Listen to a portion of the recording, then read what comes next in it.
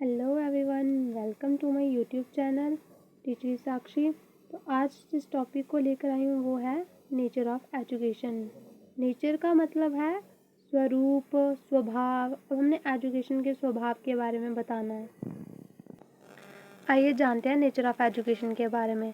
मैंने यहाँ पर सिर्फ पॉइंट्स दिए हुए हैं। मैं इन पॉइंट्स को आपको समझा दूँगी, आपने इनको खुद एक्सप्लेन कर देना, मैं आपको समझा देती हूँ।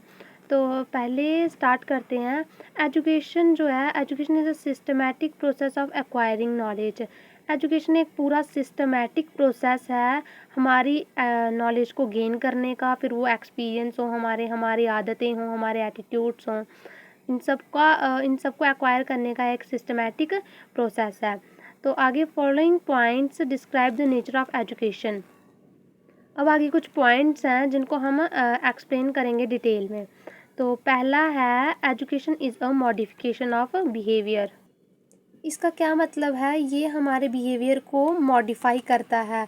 अब मॉडिफाई मतलब कि हमें चेंजेस लाता है, इम्प्रूवमेंट्स लाता है, या फिर हमारे ह्यूमन बिहेवियर को डेवलप करता है।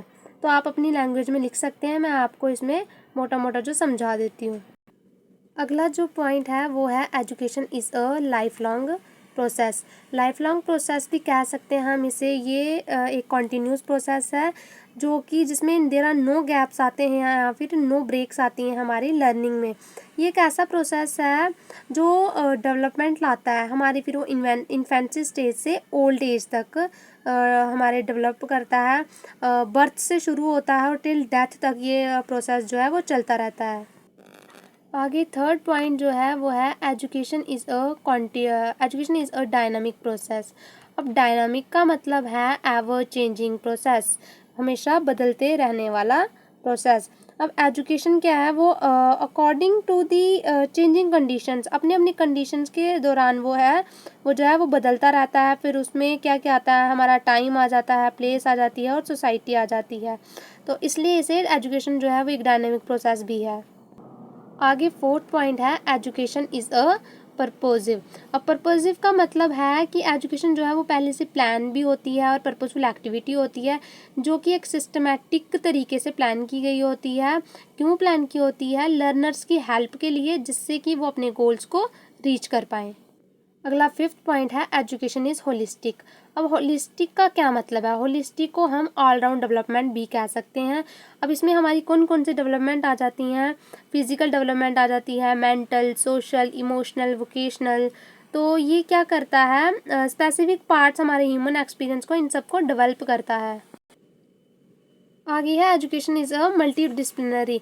मल्टी डिसिप्लिनरी का मतलब क्या है कि एजुकेशन जो है वो बच्चों को अपॉर्चुनिटीज़ प्रोवाइड करता है, जिसमें स्टूडेंट्स अपने तरीके से इसमें क्या होता है, वाइड रेंज ऑफ स्टडीज़ होती हैं। बहुत से एरियाज़ होते हैं जैसे कि science, arts, commerce, humanities, social sciences, behavioural sciences. तो बच्चे की अपनी मर्ज़ी है, वो उसका अपॉर्चुनिटी है, वो अपने तरीके से कोई भी जो फील्ड है वो चूज़ कर सकता है। अगला 7th पॉइंट है education is a process of individual adjustment. अब इसमें क्या आ जाता है? एजुकेशन जो है वो इंडिविजुअल की मदद करती है वेरियस सिचुएशंस में एडजस्टमेंट करने में। अब एक जो एजुकेटेड पर्सन होगा वो अपने आप को और किसी भी सिचुएशन में एडजस्ट कर सकता है, फिर वो फिज़िकल सिचुएशन हो या मेंटल अलाइनमेंट्स के थ्रू हो। तो मेन एम एजुकेशन का यही है कि वो चाइल्ड को एडजस्ट करे, खुद ही वो जो चाइल्ड है वो अपने आप को एडजस्ट कर सके अपनी सराउंडिंग में। ये एक वेल एजुकेटेड पर्सन ही सबसे अच्छे तरीके से कर सकता है। अगला पॉइंट है एजुकेशन इज़ अ ग्रोथ। अब एजुकेशन को ग्रोथ क्यों कहा गया है? क्योंकि एजुकेशन जो है वो इंडिविजुअल की ग्रोथ ही है, जिसमें एक इमेच्योर चाइल्ड जो है वो डेवलप होता है एक मैच्योर पर्सन। किसके through? By the process of education के थ्रू।